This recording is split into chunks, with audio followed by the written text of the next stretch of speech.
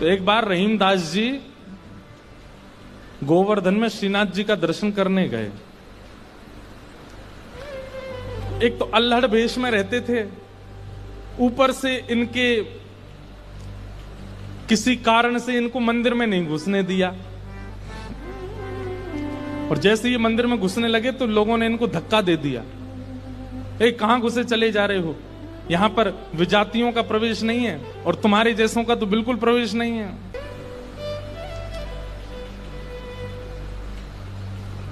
रहीम जी को इतना क्रोध आया, ठाकुर जी को ही सुनाने लगे बाहर बैठ करके। बोले आप कैसे परमात्मा हो, कैसे स्वामी हो, कैसे भगवान हो? इतनी दूर से मैं चल करके आया और आप मुझे दर्शन नहीं दे रहे हो, लोगों के द्वारा मुझे बाहर करवा रहे हो। इतने क्रोध में आ गए श्री रहीम जी। ठाकुर जी भीतर खड़े खड़े उनको पसीना आने लगा, बाहर खड़े खड़े रहीम जी गुस्सा कर रहे हैं। गुसाई जी भोग लेकर के गए, पर्दा जैसे किया, ठाकुर जी बोले हमको नहीं पाना। ठाकुर जी कुछ और बना के ले आऊं, ठाकुर जी बोले हमको वो भी नहीं पाना। गुसाई जी को लगा ठाकुर जी बहुत नाराज हैं, 56 भोग बनाओ। 56 भोग लेकर के गए, ठाकुर जी बोले बिल्कुल नहीं पाना, हमारा मन नहीं है। स्पष्ट ठाकुर जी बता भी नहीं रहे कि बात क्या है, लेकिन जो जो गुसाई जी प्रस्तुत कर रहे हैं सबके लिए मना करते जा रहे हैं, मुझे नहीं पाना। अंत में गुसाई जी ने कहा, बोले जय जय, कोई अपराध बना हमसे? ठाकुर जी मुंह फुला के बैठे हैं, कुछ नहीं बोले। बोले मैं क्यों बताऊं? गुसाई जी समझ गए, बोले कि ओहो कोई अपराध ही बना है। तुरंत सबको बुलाया, बोले भैया आज किसी का अपमान किया, किसी का अपराध किया, कुछ हुआ था क्या दिन भर में? तब द्वारपालों ने बताया, बोले महाराज आज एक आया था, वो विजातीय था, उसके वस्त्र भी अच्छे नहीं थे, वो देखने में भी अजीब सा लगा, हमको लगा मंदिर में जाके उपद्रव करेगा, इसलिए हमने घुसने नहीं दिया, हमने उसको निकाल दिया। गुसाई जी समझ गए, बोले ओहो उसी के लिए ठाकुर जी ऐसे हो रहे हैं।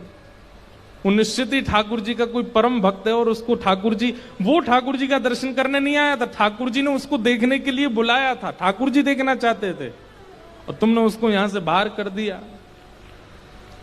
अब एक काम करो, बोले क्या? सुंदर प्रसाद बनाओ, प्रसाद बना करके सिद्ध करके, वो यहीं कहीं बैठे होंगे, ज्यादा दूर गए नहीं होंगे, उनको लेके आओ।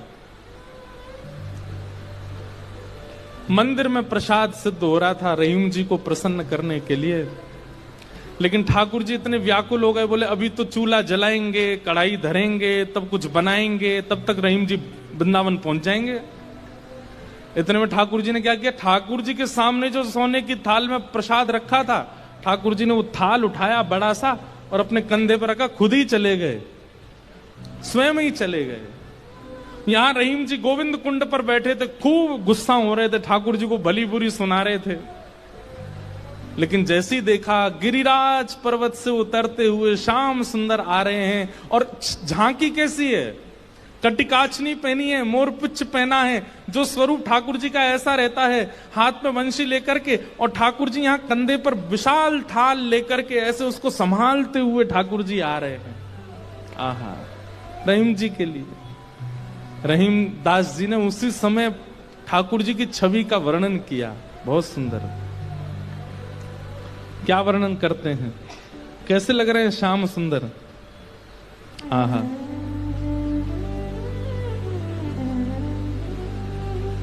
काछे काछिनी कलित मुरली कर, पीत पिछोरी साल की, बंक तिलक के सर को कीन्हो, दुति मानो विदुबाल की, ओ छवि आवन मोहन लाल की, छवि आवन मोहन लाल की, छवि आवन मोहन लाल की, छवि आवन मोहन लाल की।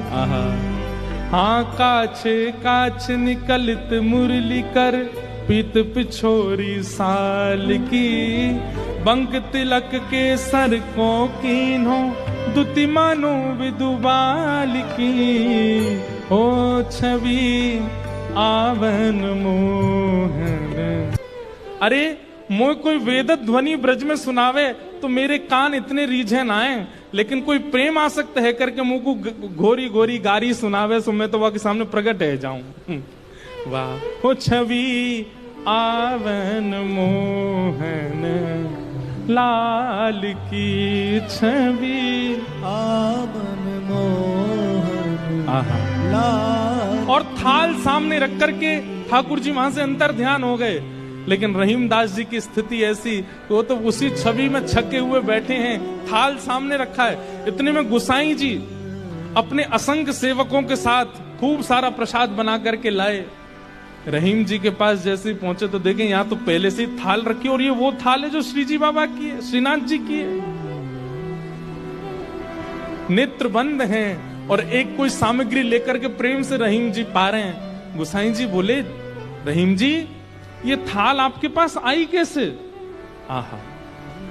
बिसरत नाही सखी मोमन सो, चितवन बैन विशाल की।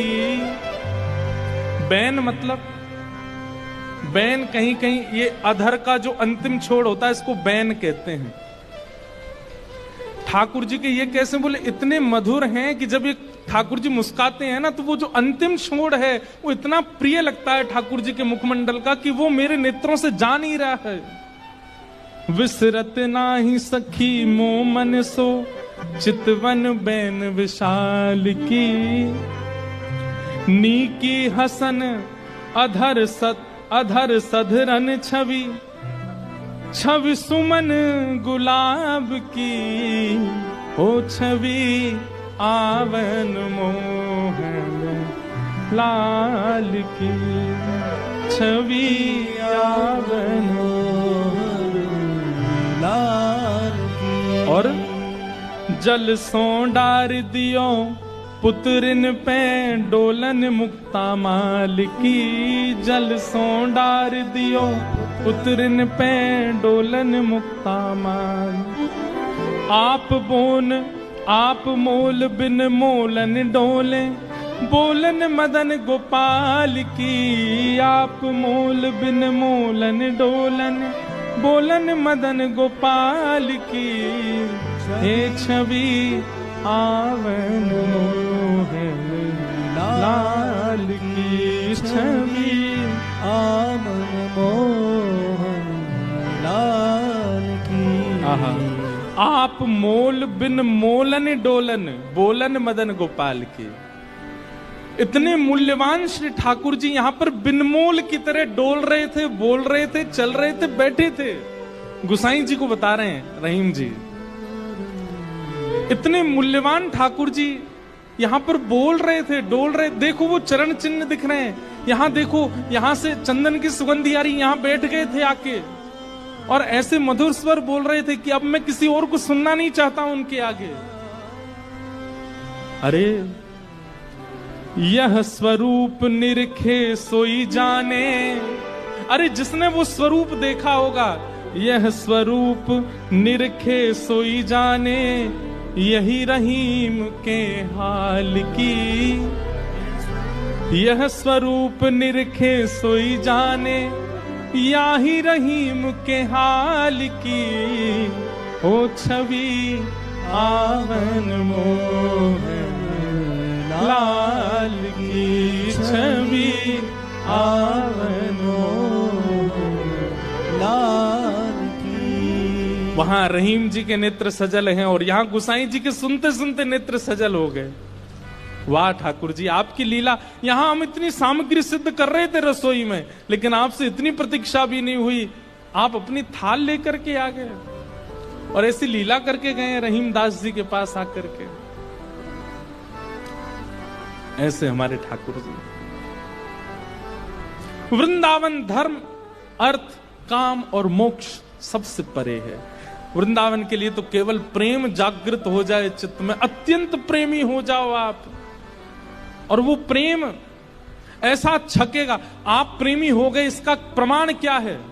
अरे श्याम वर्ण की कोई वस्तु कहीं दिख जाएगी, ऐसा लगने लगेगा ये कितने सौभाग्यशाली कि इनका श्याम वर्ण है, कृष्ण ने अपना वर्ण दे दिया है। किसी में दोष नहीं दिखेगा, सब में गुण दिखने लग जाएगा। मौन रहने का मन करने लगेगा। जब जब कृष्ण नाम ध्वनि होगी, ताल कैसी, स्वर कैसा, राग कैसा, उस पर ध्यान नहीं जाएगा, बस नृत्य करने का मन करेगा। वाणी गदगद हो जाएगी, सुनते सुनते कथा नेत्र सजल हो जाएंगे।